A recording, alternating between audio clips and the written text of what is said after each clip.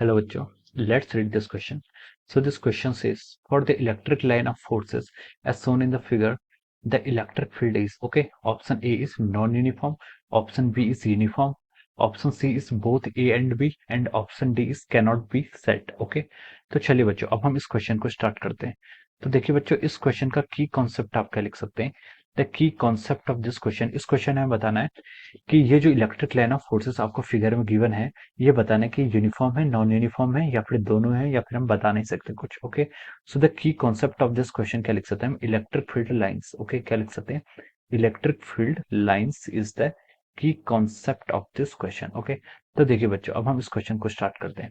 देखिए बच्चों, electric field lines जो हमारी यहाँ पर ये इलेक्ट्रिक फील्ड लाइंस डिनोट हो रही है, ओके। तो देखिए, जो आपकी इलेक्ट्रिक फील्ड लाइंस होती है, इलेक्ट्रिक फील्ड लाइंस अगर किसी रीजन पर क्या होती है, आपकी डेंसर होती है। आपकी क्या होती है, इलेक्ट्रिक फील्ड लाइंस होती क्या है, इलेक्ट्रिक फील्ड लाइंस क्या होते हैं आपके, हाइपोथेटिकल क्या होता है, एक हाइपोथेटिकल क्या होता है, एक फिगर होता है, फिर ज्योमेट्री होती है जो हमें बताती है कि किस रीजन पर इलेक्ट्रिक फील्ड के जो इफेक्ट हो वो क्या होंगे, ज्यादा होंगे, किस रीजन पर डोमिनेंट होंगे, और किस रीजन पर क्या होंगे आपके लेस होंगे, ओके।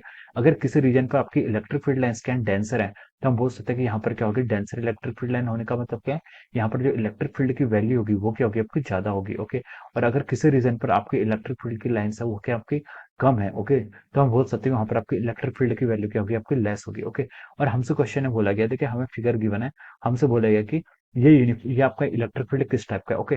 तो देखिए बच्चों, इलेक्ट्रिक फील्ड को हम दो तरीके से डिफाइन करते हैं। एक होता है आपका यूनिफॉर्म फील्ड, फील्ड को हम दो तरीके से डिफाइन करते हैं। एक होता है आपका यूनिफॉर्म फील्ड, और एक होता है आपका क्या, कांस्टेंट फील्ड, ओके। तो देखिए बच्चों, अगर हम पोजीशन के टर्म में डिफाइन करते हैं, if we are talking in terms of the position, यानी कि आर वेक्टर के टर्म पर डिफाइन कर रहे हैं, तो हम बोलेंगे कि हम उसकी यूनिफॉर्मिटी या फिर होमोजेनिटी को बताते हैं, ओके। और अगर हम उसको टाइम के रिस्पेक्ट में बताते हैं तो that is called our constant, okay. तो किसी भी फील्ड को हम यूनिफॉर्म तब बोलते हैं जब क्या होता है उसका ओवर द किसी रीजन पर क्या होता है, अगर उसकी डेंसिटी क्या होती है, कांस्टेंट होती है, ओके। यूनिफॉर्म फील्ड कब बोलेंगे, जब हमारी डेंसिटी ऑफ द फील्ड क्या हो जाती है आपकी, कांस्टेंट हो जाती है। उस केस में बोल सकते हैं कि हमारा जो फील्ड है वो क्या आपका यूनिफॉर्म फील्ड है, ओके। क्या है, यूनिफॉर्म फील्ड है। और अगर कोई फील्ड होता है वो टाइम के साथ चेंज नहीं होता है, ओके, तो हम बोल सकते हैं वो फील्ड क्या हो गया आपका कांस्टेंट। तो कांस्टेंट फील्ड का होने का क्या मतलब है, वो क्या रहता है आपका टाइम के साथ क्या रहता है, टाइम के साथ क्या रहता है आपका फील्ड क्या रहेगा, कांस्टेंट रहेगा, ओके। तो हम यहाँ पर बोल सकते हैं कि टाइम इलेक्ट्रिक फील्ड क्या रहेगा, कांस्टेंट रहेगा, ओके। टाइम के साथ अगर आपका इलेक्ट्रिक फील्ड कांस्टेंट रहेगा तो हम बोल सकते हैं कि ये क्या आपका कांस्टेंट फील्ड, ओके। तो देखिए बच्चों, अगर मैं इस तरीके से कोई फील्ड बनाता हूँ, okay, this is our electric field lines, okay. तो देखिए इस पर हर रीजन पर मान लीजिए आप पोजीशन 1 बोल दीजिए, this is the position 2, okay. तो देखिए इस पॉइंट पर और इस पॉइंट पर, 1 और 2 बोथ पॉइंट पर हम बोल सकते हैं जो आपकी इलेक्ट्रिक फील्ड लाइंस पास हो रही हैं, दीज आर इक्वल, ठीक है। 1 पॉइंट पर भी आपकी 3 इलेक्ट्रिक फील्ड लाइंस पास हो रही है, 2 पॉइंट पर भी आपकी 3 इलेक्ट्रिक फील्ड लाइंस पास हो रही है। तो हम बोल सकते हैं कि एट ए डिस्टेंस, ये मान लीजिए डिस्टेंस डी है, डी डिस्टेंस पर यहाँ पर भी आपकी three three number of field lines पास हो रही है, और टू पॉइंट पर भी आपकी क्या, तीन ही नंबर ऑफ फील्ड लाइंस पास हो रही है at a distance of D. तो हम बोल सकते हैं कि such type of field is called uniform electric field. ये क्या होगा आपका, this type of field is called uniform.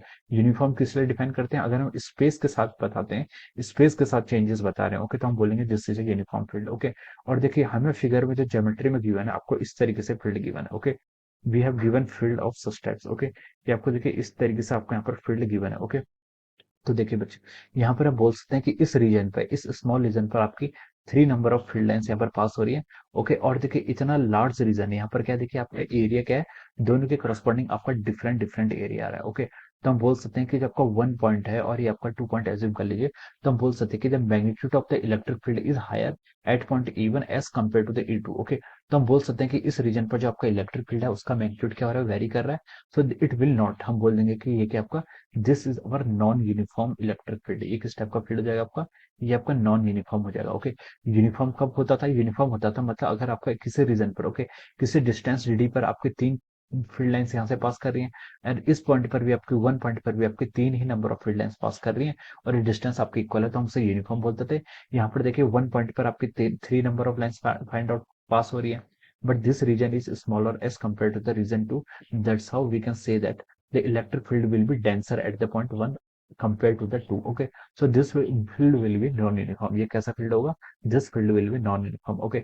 तो देखिए ऑप्शन ए में वही गिवन आपको नॉन यूनिफॉर्म, तो ये क्या हो जाएगा, करेक्ट हो जाएगा। ऑप्शन बी में बोला यूनिफॉर्म, तो ये आपका रॉन्ग हो जाएगा। ऑप्शन सी बोला कि both and with this will also be incorrect. Option D cannot be said, okay, so this option will also be incorrect, okay। So the correct answer of this question is option A, okay। So we can say that option A will be the right answer of this question, okay। So I hope you all understood this concept. All the best and thank you so much.